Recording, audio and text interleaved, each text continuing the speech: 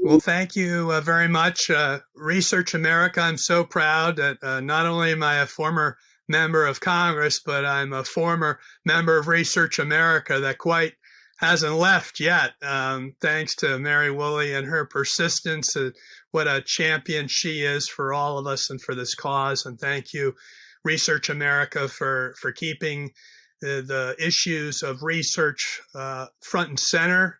Never have we appreciated the important work of Research America more than now, when the need for a good public health system, for good vaccinations, for effective therapies, all of these things now are not seen as special interests of a finite group of researchers and academics or people in the industry. This is now everyone's interest, as it should be. And of course, so proud of the work that we've done, being on the NIH Appropriations Committee early in Congress and following the lead of Research America on so many issues, particularly around mental health and addiction.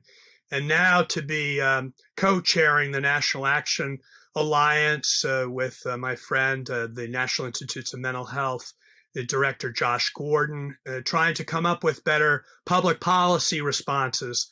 If I were to answer the questions, what needs to change and how do we need to change it, I'd first start with we need to, as we made the case during the fight for mental health parity and addiction equity, we need to make sure that there is no physical health that is detached from mental health, that the House of Medicine needs to reconnect the mental health community. You know, really the original sin of this crisis is that mental health was never even considered part of the House of Medicine. We know today, thanks to data, and of course that's the purview of Research America, is data. Data has told us that if you incorporate mental health into physical health, you reduce total cost of care and you make that care much more effective. So that we shouldn't be just looking to train new mental health clinicians, but of course we know how much we need to do that. We need to retrain our healthcare professionals because, as in the case of my sister, Cara, who had cancer, you know, she needed her oncologist to also be proficient in depression and anxiety, because how can you treat cancer without understanding depression, anxiety that comes with that diagnosis? If you had someone who's had a heart attack, and if you are a cardiovascular specialist and you do not appreciate that your risk for a heart attack goes up 4 times if someone is suffering from depression, and that you therefore need to be trained in mental health, then really you're derelict in your job as a provider to be not giving your patient all that patient needs to survive. And of course, I think the biggest challenge today is we've been in such a scramble to try to get the jabs, so to speak, the inoculations into people's arms, that in many respects we failed to integrate screening for depression and anxiety at the same time we're doing screening for COVID.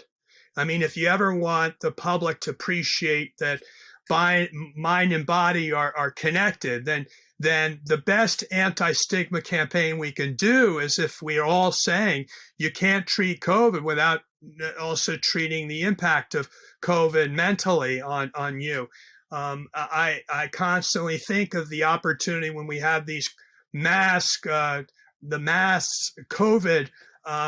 sites for inoculations, where we could not have also provided resources for people, or even provided a mass unit outside these COVID sites for people who need to be connected to mental health services. What a powerful message. If I were going for my local vaccination, which I did, and I had to wait to be cleared for 15 minutes afterwards, if they're, in addition to the clipboard for me to check off, all of the other things about, allergies to inoculations, whether I could then get a checkboard that said, here's what you're at risk for during this crisis that's so traumatic. If you need further resources, get this QR code, get this website, get this link. Here are more resources in your area. Here are call centers willing to connect you to those resources. So, these are the things that I think could have a multi-tier impact on our public, because it's not simply about changing the medical profession. It's about changing the culture.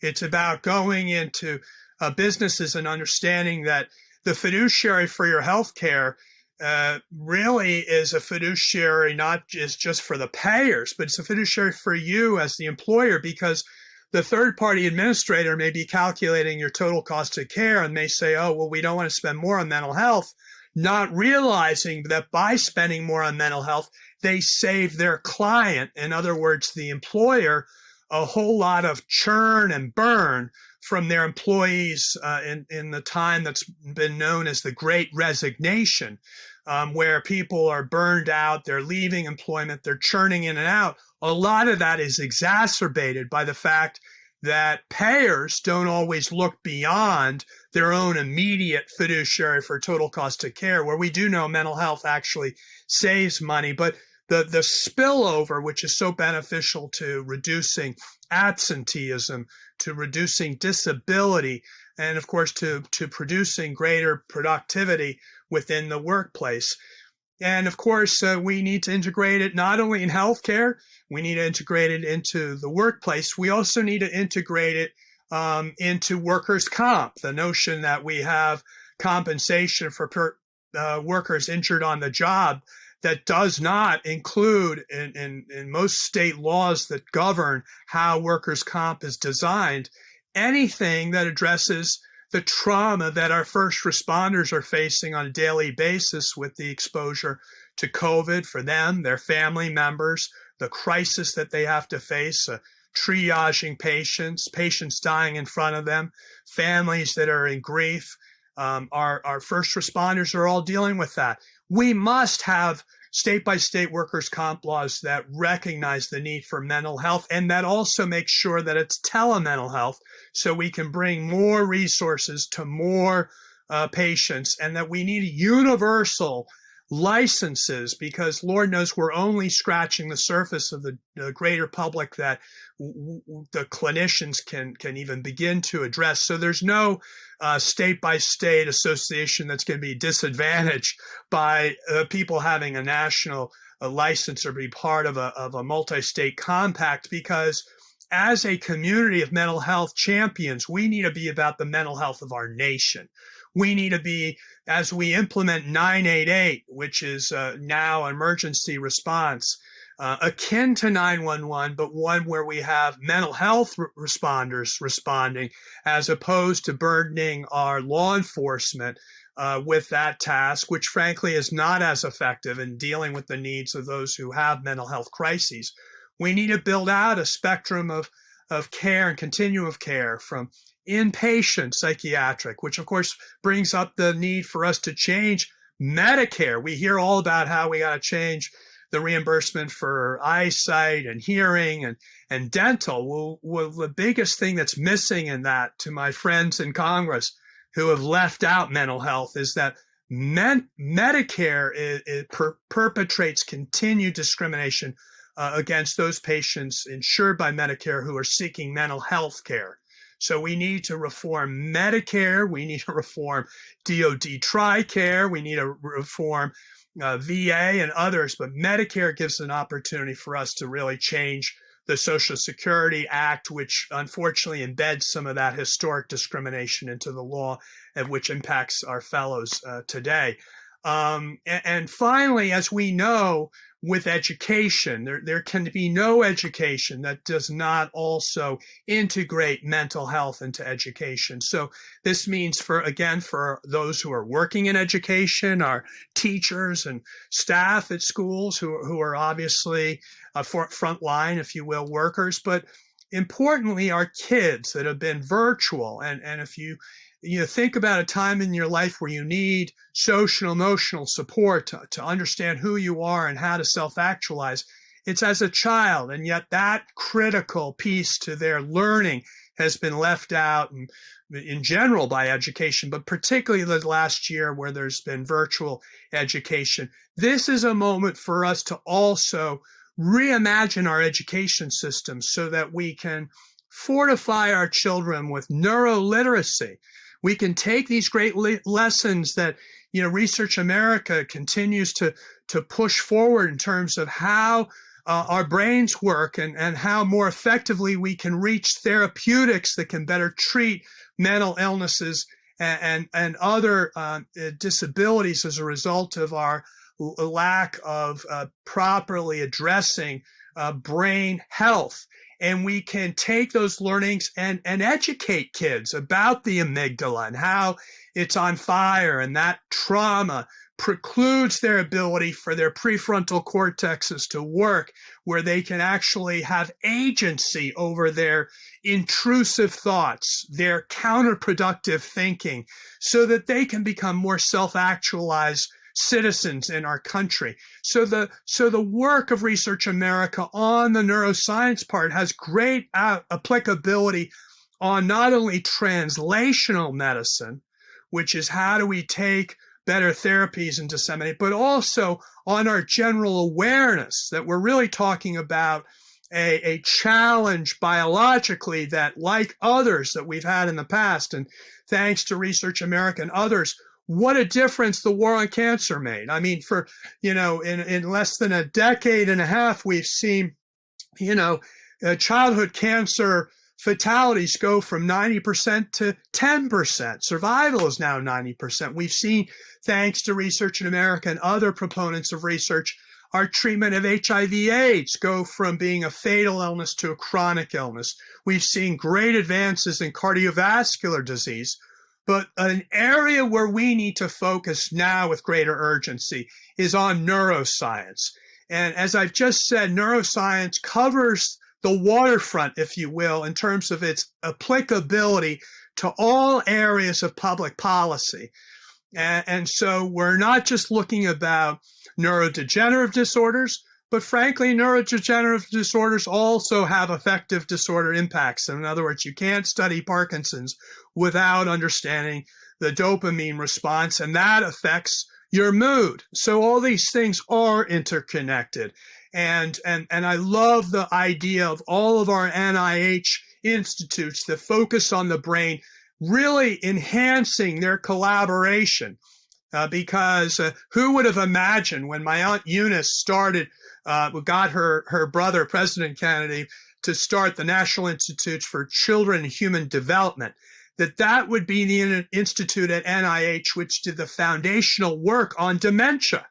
It was not the Institute on Aging, and people may ask why. It's because people with Down syndrome had much higher impact of dementia, and well before we knew what Alzheimer's was.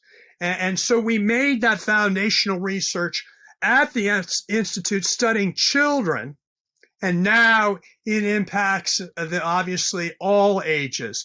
This is the reason why we can't be artificial in our approach or siloed in our approach to research. We have to understand the interconnectivity.